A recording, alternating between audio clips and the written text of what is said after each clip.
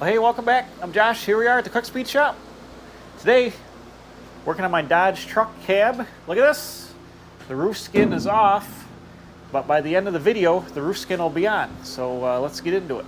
If you haven't been here before and you're wondering why is the roof skin cut off my Dodge truck cab, well, this is a 1988 Dodge cab, and I'm building a 1980 Dodge truck, and I'll show you. The old roof skin is here. And it's got a pronounced crown in the, or not crown, it's like squared off in the back. And there was a marker light in it, like a cab light. And the roof that goes on it for 80 and down is rounded in the back. See that? Rounded. So I wanted to put the right roof skin on it because this cab is going on an 80 truck. But when I took it apart a couple videos ago, there was a huge mouse nest in here. It had pitted the metal. It had got some surface rust under here coming through from the mouse urine. So I cleaned all that out, painted it with Eastwood Rust Encapsulator just to help seal up some of the rust a little bit. And right now, see how that's all tinny? We're going to tackle that first. So over here from Amazon, I bought some 80 mil kill mat, which is like a stick-on, sound deadening. It's like asphalt and foil, and it sticks on. Come here. You get this in different thicknesses and different sizes, but it's fairly expensive. I forget what this box was, probably 80, 90 bucks. But you stick the stuff on. I bought a wheel. You roll it down with the wheel, and then it'll really take the stiffen the roof up. It'll provide a thermal barrier. It will take all the tinniness out of it. So first thing we're going to do is apply this. So let's do that. So I've never used this stuff before, but it should be fairly straightforward. And here we go. Essentially what I want to do is just cover this roof of this stuff and take some of the tinniness out of it by stiffening it up. I'm just going to lay this out, try to get a rough idea of how it's going to lay out. Or actually, you know what? I'm just going to start right in the middle. I'll center the first piece up right in the middle here. I can go off the hole for the reverse light, or the interior of the cab light, I mean. And it says don't peel it off all the way. So let's peel a little bit first and place it. I wiped the lid off here. I blew the roof skin all off. It's just kind of, I guess, am I straight? Can't even tell. Just gonna kind of lay it down and stick it on, I guess, like that. I got this wheel here. It's a polyurethane plastic wheel.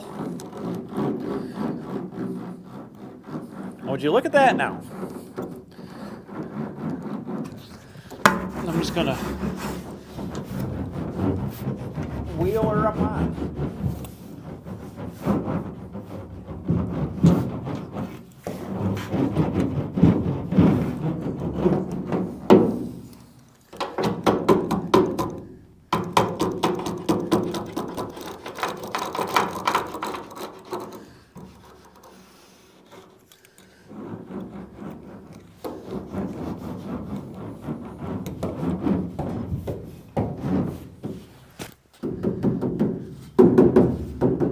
That made it solid already.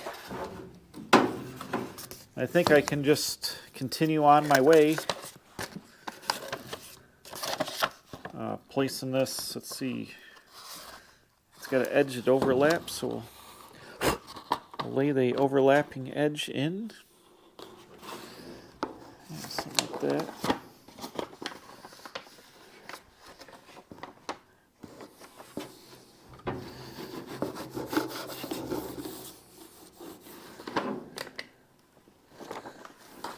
Nice. I'm just going to go ahead and lay it across the roof here and essentially kill mat this whole roof on the inside, and then we're going to go over and put some on the inside of the roof skin as well.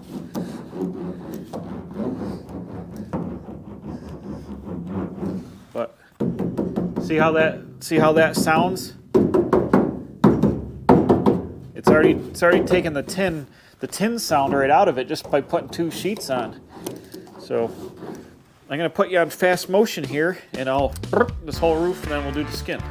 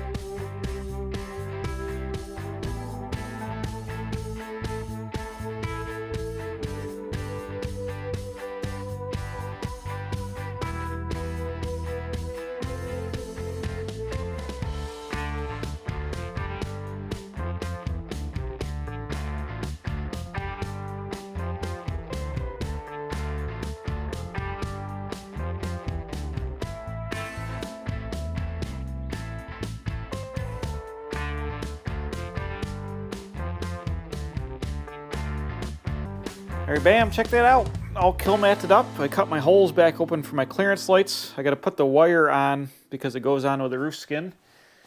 And up here on the roof, it looks mint. Check this out. All that tinny sound is gone. It's like a solid thud. So that'd be nice, and I'd do a little bit of temperature reflection there, just the 2 metal. I think I'm going to order some more of that stuff and do the back of the cab. See how tinny that is? I'm going to paint it first, but I'll get some and I'll do the back of the cab here, and I'll probably do like around the firewall since there's no insulation on the firewall anymore. I'll do at least the centerpiece, maybe a little bit around here. So I'll order up some more of that from Amazon. But I wanted to show you fluid film to the rescue. These cabs always rust down under the lip here, and I've already actually sprayed it, but I sprayed fluid film down in there pretty heavily to just fill this void full of fluid film goo. And I also want to get up under here in the roof cavity. I could use my big sprayer, but I think I can get in here. Whoa, shoot, I just shot all the way through. Oh, right through the hole for the thing. But I'm gonna fill this void up, which is bare metal. I actually got some rust holes here, so I'm gonna shoot her up in here. Try to fill this whole header right full of fluid film. In here.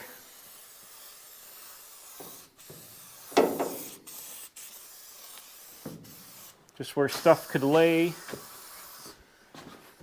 You know, moisture could lay in those seams. Get those seams really good.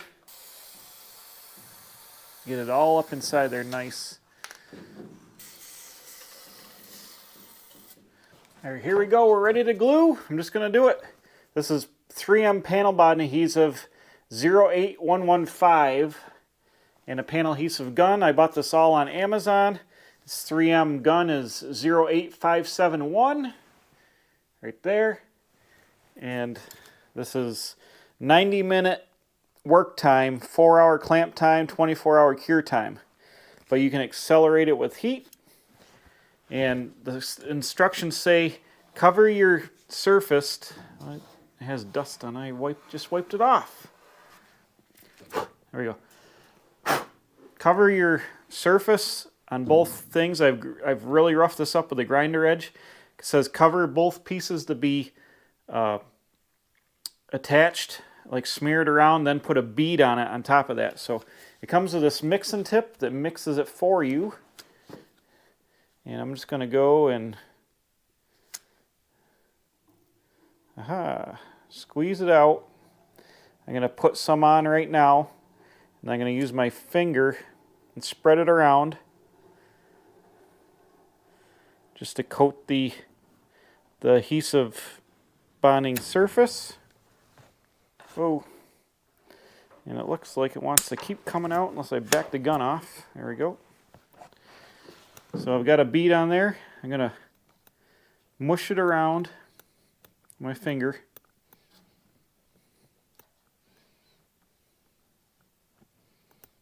Get it coated up on pretty good. Like I said, it's got a 90-minute working time, so I'll have plenty of time to apply the glue and get the roof skin situated on here. Oh, you know what? Shoot! I didn't put the... Good thing I thought about this. Hold up a minute. I didn't put the stupid wires for the cab lights on yet. Dang it. All right. Hold up 1 second. Good thing we got the 90-minute glue. Almost made a faux pax. I got to go put the lights on the roof real fast, or I'll be screwed. So hold on a second. That was almost a mistake.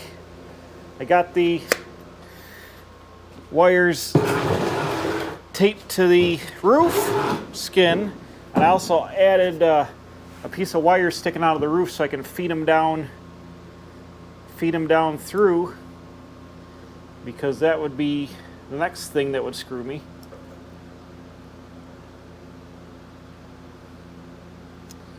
So this is gonna work out pretty good now.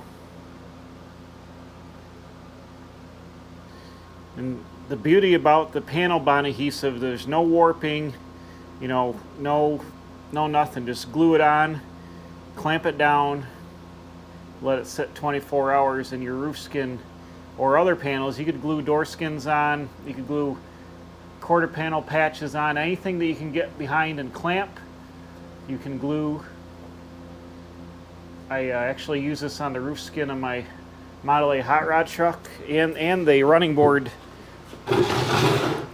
Actually, on that I glued aluminum diamond plate running boards to the steel, to some steel angle iron, what do you call them, like framework, and it worked fantastic for that.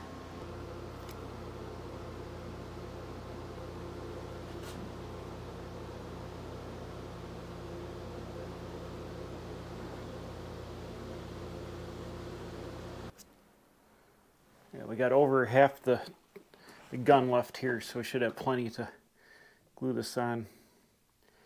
I forget right off the top of my head what the linear foot coverage is, but it was enough to do this roof skin, because I did the math. Be another thing to be a bummer to run out of glue halfway through. I'm pretty sure that I did the math to make sure it was going to be okay. All right, here we go. I had to set the skip on here because I want to get the wire fed in, which I did. It's down in the cowl where it goes. And I got two 4x4s up under the roof. And now I'm just trying to figure out, how do I get the 4x4s out? Because everything's covered in glue now. So I got this magnet. Is this going to work? I don't know. Let's see. It's a bigger one. Nope. The magnet didn't hold, son of a gun. All right, hold on a minute. I'm just going to have to put my fingers in the glue. That's what the gloves are for, okay? Because I got to pull my blocks. And then set it. Boom, first try. Is it on there? Yes, it is. Perfect. All right, let me wipe the glue off my gloves. Like I said, I got 90 minutes to work with this, so that's nice. Gives me time to function here.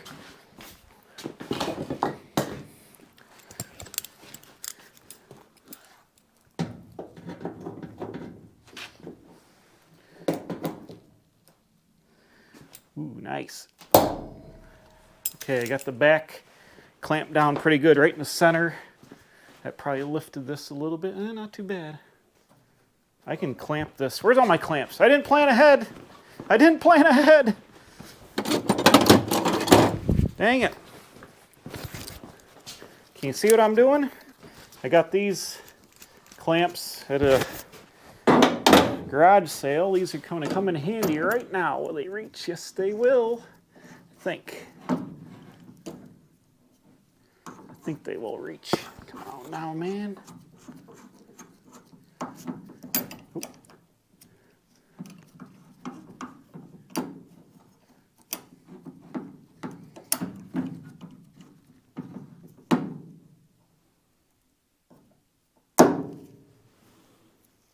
Nice.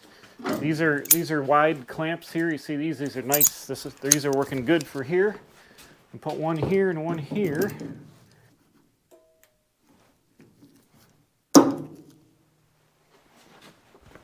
How's that looking? Ooh, yeah, nice. So I'll be able to clamp this in the front. Perfect. How many of those clamps do I got?